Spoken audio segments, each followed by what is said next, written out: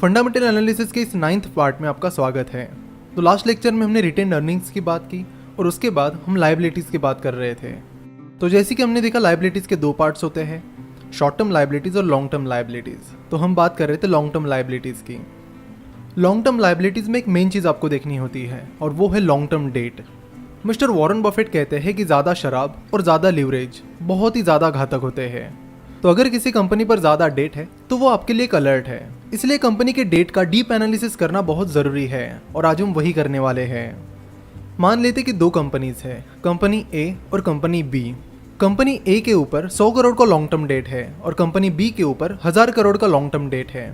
तो क्या आप हमें बता सकते हो कि इन दोनों में से किस कंपनी पर अपनी कैपेसिटी से ज़्यादा डेट है? देखो, सिर्फ डेट देखकर हम ये पता नहीं कर सकते कि कंपनी के ऊपर ज़्यादा डेट है या कम डेट है। उसके लिए हमें कंपनी के डेट को कंपनी की इक्विटी, कंपनी का प्रॉफिट, कंपनी की साइज, इन जैसी चीज़ों के साथ कंपेयर करना होगा। उसके बाद ही हमें पता चलेगा कि कंपनी के ऊपर जो डेट है वो कंपनी के हिसाब से कम है या ज़्यादा है। फिलहाल हम आईसीआईसीआई सिक्योरिटीज़ के फाइनेंशियल स्टेटमेंट्स का एनालिसिस कर रहे हैं, लेकिन जैसे कि हमने देखा था कि आईसीआईसीआई सिक्योरिटीज़ पर कोई भी लॉन्ग टर्म डेट नहीं है, जो कि एक बहुत अच्छी बात है। लेकिन आपको डेट एनालिसिस सिखाने के लिए हमें किसी ऐसी कंपनी का एनालिसिस करना पड़ेगा जिसके ऊपर कुछ ना कुछ डेट है। तो डेट एनालिसिस करने के लिए हम जेट एयरवेज की बैलेंस शीट देखेंगे। तो जैसे कि आप यहाँ पर देख सकते हो कि जेट एयरवेज पर 5085 करोड़ का लॉन्ग टर्म डेट है। जेट एयरवेज की ये सारी फिगर्स लैक्स में है, जिसे हमने करोड़ में कन्वर्ट करके आपको बताया है। तो जेट एयरवेज के ऊपर ये 5085 करोड़ का जो लॉन्ग टर्म डेट है ये कम है या ज़्यादा, ये चेक करने के लिए हम कंपनी का debt to equity ratio check करेंगे। डेट टू इक्विटी रेशो का फॉर्मूला है debt divided by share holders equity. Debt to equity formula में डेट लेते वक्त या तो आप शॉर्ट टर्म और लॉन्ग टर्म दोनों डेट ले सकते हो या फिर सिर्फ लॉन्ग टर्म डेट ले सकते हो। एनालिसिस में क्लियरिटी आने के लिए आपको इन दोनों तरीके से डेट टू इक्विटी रेशो निकालना चाहिए। तो जेट एयरवेज का डेट टू इक्विटी रेशो है long term debt that is 5085 crore divided by share holders equity. तो जेट एयरवेज की शेयर होल्डर्स इक्विटी आप यहाँ पर देख सकते हो निगेटिव में है।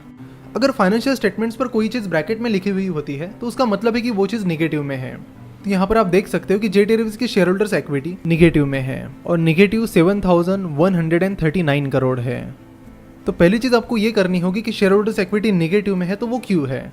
तो उसके लिए आपको नोट नंबर 19 चेक करनी पड़ेगी और चेक करना पड़ेगा कि कंपनी की रिटेन अर्निंग्स क्या रही है और क्या रीज़न है कि जिसकी वजह से कंपनी की रिटेन अर्निंग्स निगेटिव में है और कंपनी की शेयर होल्डर्स इक्विटी भी निगेटिव में है। तो नोट नंबर 19 चेक करने के बाद हमें यहाँ पर पता चल रहा है कि कंपनी की रिटेन अर्निंग्स निगेटिव में इसलिए है क्योंकि कंपनी लॉस में चल रही है और इस वजह से कंपनी की टोटल शेयर होल्डर्स इक्विटी भी निगेटिव में चली गई है, जो कि एक बहुत ही खराब बात है।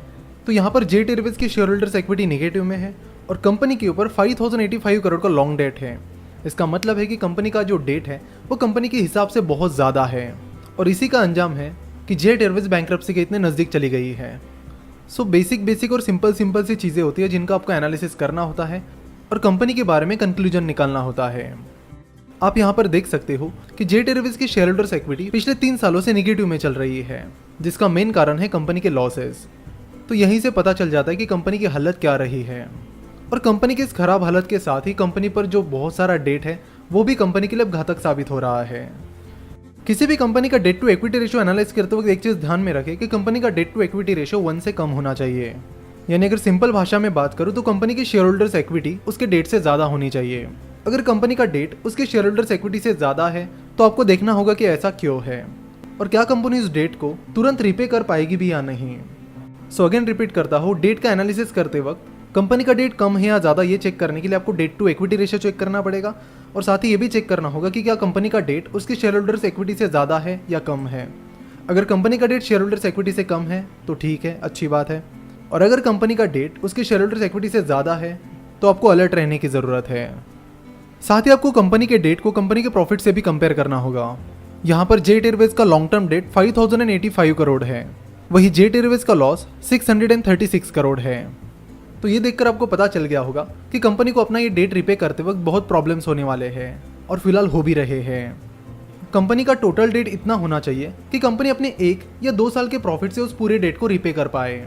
यानी अगर किसी कंपनी का डेट 500 करोड़ है और उसका 1 साल का प्रॉफिट 500 करोड़ के नज़दीक है तो फिर ज़्यादा सोचने की ज़रूरत नहीं है। तो इस तरह कंपनी का डेट कम है या ज़्यादा ये चेक करने के लिए आपको 2 मेन चीज़ें चेक करनी होगी। पहला डेट टू इक्विटी रेशो और दूसरा कंपनी का डेट और कंपनी का प्रॉफिट आपको कंपेयर करना होगा। तो इन दो चीज़ों को करके आप आराम से कंपनी का डेट एनालिसिस कर सकते हो।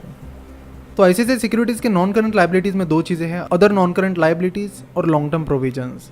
तो अदर लॉन्ग टर्म लाइबिलिटीज़ और लॉन्ग टर्म प्रोविजंस, इन चीज़ों का कोई डिटेल एनालिसिस करने की ज़रूरत नहीं है। आप बस उनके नोट्स पर जाकर चेक करिए कि अदर लॉन्ग टर्म लाइबिलिटीज़ में क्या क्या चीज़ें हैं और लॉन्ग टर्म प्रोविजंस में क्या क्या चीज़ें हैं। इनको आपको चेक करना ज़रूरी है, लेकिन इनका डिटेल एनालिसिस करने की ज़रूरत नहीं है। उसके बाद आता है करंट लाइबिलिटीज़, और करंट लाइबिलिटीज़ में जो इंपॉर्टेंट चीज़ है वो है शॉर्ट टर्म बोरोइंग्स, यानी शॉर्ट टर्म डेट। तो ICICI सिक्योरिटीज़ पर 672 करोड़ का शॉर्ट टर्म डेट है। तो आपको देखना होगा कि क्या कंपनी के पास उतना कैश या बैंक बैलेंस है जिससे वो अपना शॉर्ट टर्म डेट तुरंत रिपे कर पाए। तो एसेट साइड में करंट एसेट्स में आपको यहाँ कैश एंड कैश बैलेंसेस दिख जाएंगे।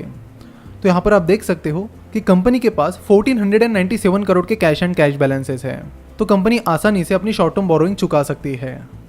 तो शॉर्ट टर्म बोरोइंग को एनालिसिस करने का सिंपल तरीका ये है कि आपको शॉर्ट टर्म बोरोइंग और कंपनी की कैश एंड बैंक बैलेंसेस को चेक करना होगा और देखना होगा कि क्या कंपनी के पास अपनी शॉर्ट टर्म बोरोइंग से ज़्यादा कैश एंड बैंक बैलेंसेस है या नहीं। अगर कंपनी के पास अपने शॉर्ट टर्म डेट से ज़्यादा कैश एंड बैंक बैलेंसेस है तो अच्छी बात है।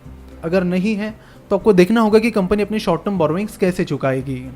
तो यहाँ पर ICICI सिक्योरिटीज़ के लिए शॉर्ट टर्म बोरोइंग कोई बड़ी बात नहीं है, क्योंकि वो आसानी से अपने कैश एंड बैंक बैलेंसेस से उस शॉर्ट टर्म डेट को आसानी से चुका सकते हैं। करंट लाइबिलिटीज़ में और भी तीन चीज़ें हैं, trade payables, other current liabilities और शॉर्ट टर्म प्रोविजंस। इनका मतलब को उन दो वीडियोस को देखकर पता चल ही गया होगा। आपको बस नोट्स में जाकर चेक करना है कि ट्रेड पेबल्स में क्या क्या चीज़ें हैं, अदर करंट लाइबिलिटीज़ में क्या चीज़ें हैं और शॉर्ट टर्म प्रोविजंस में क्या चीज़ें हैं। इन चीज़ों पर आपको ध्यान रखना होगा। डिटेल एनालिसिस नहीं करना है, बट ध्यान ज़रूर रखना है। तो यहाँ पर हमारा लाइबिलिटी साइड का एनालिसिस पूरा होता है। उसके बाद बचती है एसेट साइड। एसेट साइड में बहुत सारी इंपॉर्टेंट चीज़ें हैं जिन्हें हम अगले पार्ट में कवर करेंगे। कई बार कंपनी अपनी कई सारी चीज़ें लोगों से छुपा कर रखती है और ये चीज़ें आप एसेट्स को एनालाइज करके पता कर सकते हो। तो अगले पार्ट में हम उसके बारे में बात करेंगे। तो यहाँ पर हमारा फंडामेंटल एनालिसिस का 9th पार्ट समाप्त होता है। आशा करता हूँ कि आपको वीडियो पसंद आई होगी। हमसे जुड़े रहने के लिए आप हमें फेसबुक, ट्विटर और इंस्टाग्राम पर फॉलो कर सकते हो। वीडियो देखने के लिए और हमारे साथ जुड़े रहने के लिए आपका बहुत बहुत धन्यवाद।